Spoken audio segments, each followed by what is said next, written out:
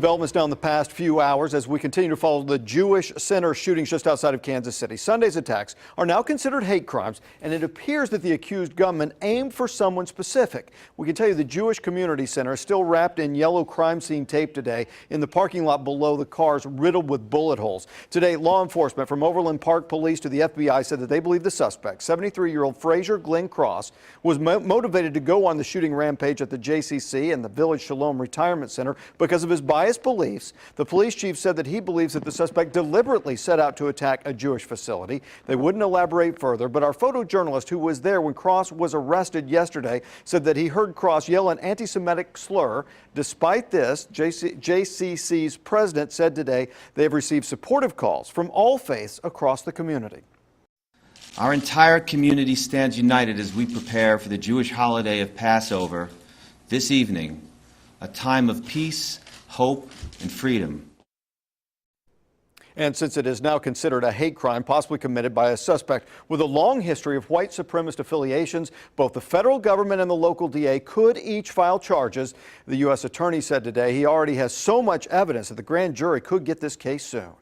We have local team coverage of this story. The incident is weighing heavily on the minds of Tulsa's Jewish community. 2 News reporter Patricia Santos is live outside the Zero campus in South Tulsa, where leaders say they put some security measures in place to protect visitors.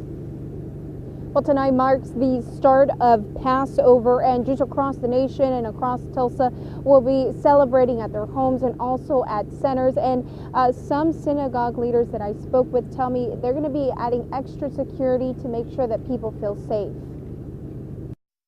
The important thing for communities, our community, the Jewish community, and all communities, is to not let the haters control who we are. Former Tulsa Police Chief and now the Executive Director of the Jewish Federation of Tulsa, Drew Diamond, is urging the community to be vigilant. What people do when they attack people, particularly institutions, is they want you to be disruptive. They want you to stop. They want to change your behavior, and that's just not going to happen. He says that those visiting the Zero campus should feel at ease knowing the staff has an emergency plan it practices routinely. We have no information of any new threats as a result of this, but we do have to, it reminds us that our vigilance is important.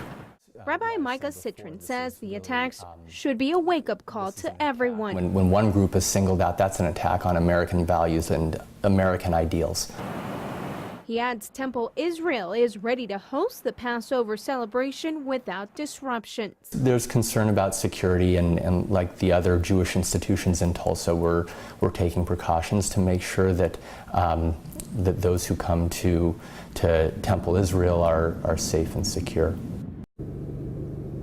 And those leaders that I spoke with say they're going to be using this Passover time to pray for the Kansas City community. Some of them also telling me they're going to use this incident to review and evaluate their security protocols. Live in South Tulsa, Patricia Santos, 2 News works for you.